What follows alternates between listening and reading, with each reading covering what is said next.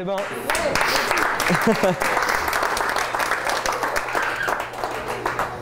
Ben, Sébastien m'a posé une question la semaine passée, je pense, là, qui me disait que ce serait le fun que tu parles un peu au monde. Comment t'as dit que c'est? Je veux que tu fasses un discours politique. Non, mais il m'a demandé qu'est-ce qui se passe, qu'est-ce qu'il y a à Packington? C'est quoi le buzz? C'est quoi le buzz? Hein?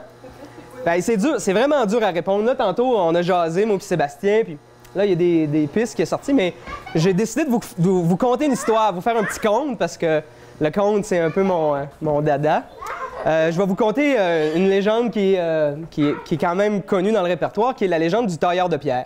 Je l'aime, cette légende-là, parce que nous autres, à Packington, ici, on a une compagnie qui fait de la pose de briques et de pierre. On a une compagnie ici.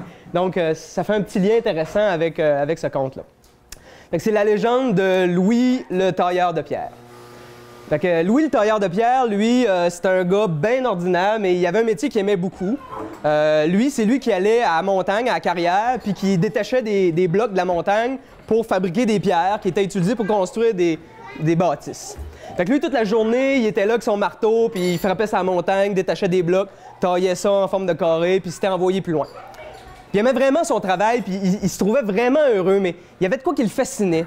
À côté de la carrière, il y avait un érable, un immense érable. Il était magnifique. Vous auriez dû voir cet arbre-là.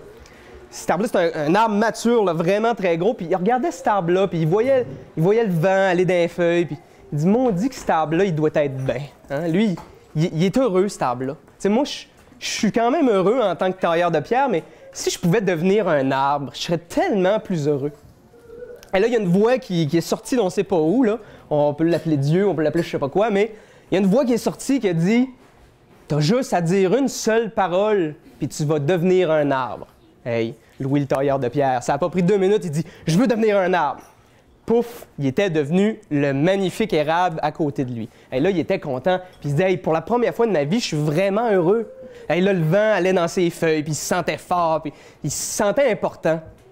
Mais là, les jours ont passé, l'automne est arrivé. Au début, il trouvait ça le fun, ses feuilles changeaient de couleur, il était beau. Mais là, tranquillement, ses feuilles ont commencé à tomber. Puis là, il s'est dit, c'est à cause du soleil, ça, si mes feuilles tombent. Ce maudit soleil-là, il est plus fort que moi. Lui, là, en se cachant plus souvent, il fait que moi, j'ai fret, puis je perds mes feuilles, puis je tombe en dormance.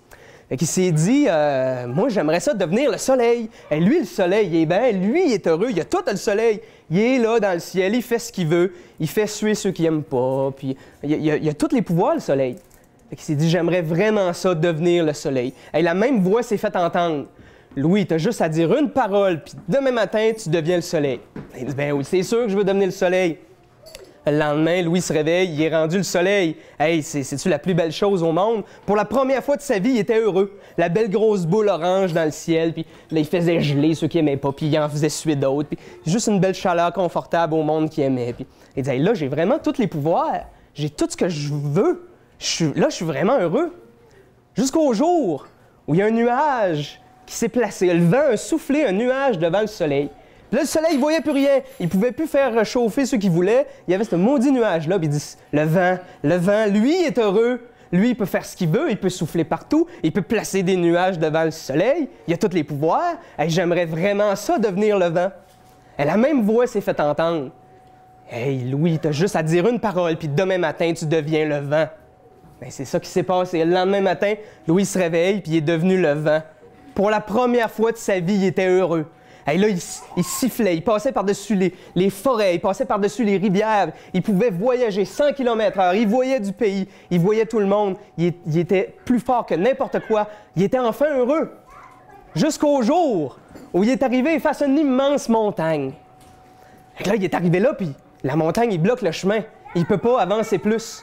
Fait que là, il dit, comment je vais faire? Il va falloir que je contourne la montagne. Hey, je l'haïs, cette montagne-là. Elle est bien plus heureuse que moi. Elle est même capable d'arrêter le vent. Hey, je donnerais-tu n'importe quoi pour devenir une montagne? La même voix s'est fait entendre. Louis, t'as juste à dire une parole, puis demain matin, tu deviens la montagne. Ben, c'est ça qui s'est passé. Le lendemain, Louis était devenu une montagne. Puis là, enfin, pour la première fois de sa vie, il était heureux. Il était placé là, il était fort, il était solide, immuable. Il n'y a rien qui pouvait le détruire. Jusqu'au jour où Louis, la montagne, a entendu un petit son quelque chose qui le taquinait, qui le graffinait à ses pieds. Là, il a regardé, puis au bas de la falaise, il y avait un tailleur de pierre qui était en train de détruire la montagne. Puis là, c'est là qu'il a réalisé. Tout ce temps-là, il souhaitait de devenir plus grand puis de devenir plus fort. Puis à la fin, ce petit tailleur de pierre-là, c'était lui au début. Il était plus fort que la montagne. Fait que finalement, il n'avait pas raison de toujours vouloir avoir mieux puis de vouloir être heureux. Parce qu'au départ, il était heureux puis il ne le savait même pas. La légende, ça vous laisse une morale. Cette morale-là, c'est qu'il faut arrêter de voir nos vies pour ce qu'on n'a pas, puis commencer à la vivre pour ce qu'on a. Puis ça, je pense que c'est une des réponses à ta question, Sébastien. C'est que peut-être qu'ici, on est un peu plus capable de voir nos vies pour ce qu'on a, au lieu de voir ce qu'on n'a pas.